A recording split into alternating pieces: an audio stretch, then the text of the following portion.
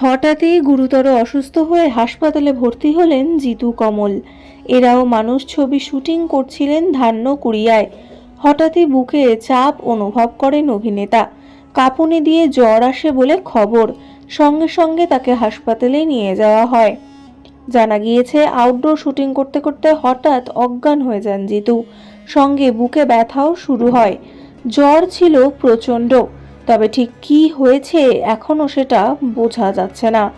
জানা যাচ্ছে, বাইপাসের ধারে এক বেসরকারি হাসপাতালে ভর্তি করা হয়েছে জিতুকে। সকাল থেকে ছবি শুটিং নিয়ে ব্যস্ত ছিলেন তিনি।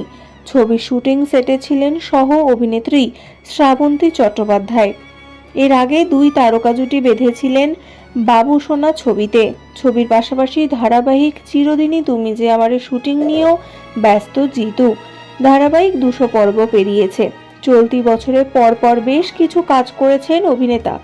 ইন্দ্রদীপ দাশগুপ্তের পরিচালনায় গৃহপ্রবেশ ছবিতে শুভশ্রী গঙ্গোপাধ্যায়েরও বিপরীতে দেখা গিয়েছে তাকে।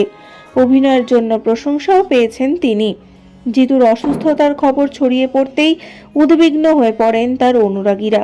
হৃদরোগ নাকি ডেঙ্গিতে আক্রান্ত অভিনেতা, তা নিয়েও জল্পনা শুরু হয়েছে ভক্তমহলে। এরকমই সমস্ত খবর সবার আগে পেতে আমাদের চ্যানেলটিকে সাবস্ক্রাইব করে রাখতে ভুলবেন না। ধন্যবাদ।